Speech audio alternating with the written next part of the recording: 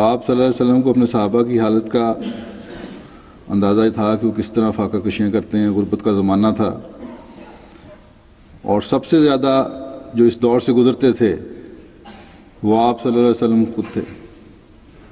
فاقے کی حالت میں ہوتے تھے اور جب بھی کبھی کھانے کے ظاہری اسباب میسر آتے تھے چاہے وہ تھوڑے سے ہی ہوں، آپ اس یقین کے ساتھ کہ اس کھانے میں خدا تعالیٰ میری دعا سے برکت ڈال دے گا، اپنے صحابہ کو بھی بلا لیا کرتے تھے، ان لوگوں کو بلا لیا کرتے تھے جو بھوکے وہاں بیٹھے ہوا کرتے تھے، تاکہ ان کی بھی اس انتظام کے تحت مہمان نوازی ہو جائے. ایک واقعہ کا یوں ذکر ملتا ہے. حضرت انس رضی اللہ عنہ روایت کرتے ہیں کہ رسول اللہ صلی اللہ علیہ وسلم نے ام سلیم کے گھر کے رسول کریم صلی اللہ علیہ وسلم ام سلیم کے گھر کے قریب سے گزرتے تو ان کے گھر آتے اور ان کو سلام کہتے. حضرت انس روایت کرتے ہیں کہ جب نبی کریم صلی اللہ علیہ وسلم کی شادی حضرت زینب بنت جحش سے ہوئی تو مجھے میری والدہ ام سلیم نے کہا کہ اگر ہم رسول اللہ صلی اللہ علیہ وسلم کو کوئی تحفہ بھیجیں تو کتنا اچھا ہوگا. اس پر میں نے کہا بھیج دیں. تو میرے کہنے کے بعد میری والدہ نے کھجور، گھی اور پنیر کے ایک برتن میں ڈالا اور ان کو ملا کر حیث نامی کھانا تیار کیا. پھر وہ کھانا مجھے دے کر رسول اللہ صلی اللہ علیہ وسلم کے پاس بھیج دیا.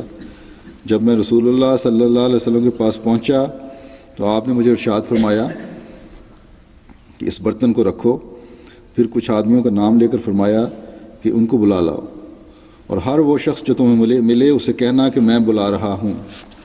حضرت انس کہتے ہیں کہ میں نے حضور صلی اللہ علیہ وسلم کے ارشاد کے مطابق کیا. جب میں واپس آیا تو گھر آدمیوں سے بھرا ہوا تھا.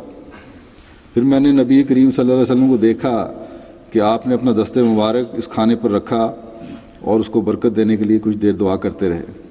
پھر رسول اللہ صلی اللہ علیہ وسلم 10 افراد کو بلانے لگے جو اس برتن میں سے کھاتے تھے اور رسول اللہ صلی اللہ علیہ وسلم کو ان کو فرماتے تھے کہ بسم اللہ پڑھ کر کھاؤ اور ہر شخص اپنے سامنے سے کھائے. حضور صلی اللہ علیہ وسلم اسی طرح ان سب کو بلاتے رہے یہاں تک کہ ان سب نے کھانا کھا لیا. تو دیکھیں کتنا خیال تھا کہ کھانا آیا ہے باقیوں کو بھی کھلایا جائے، جو بھوکے ہیں ان کی مہمان نوازی ہو جائے.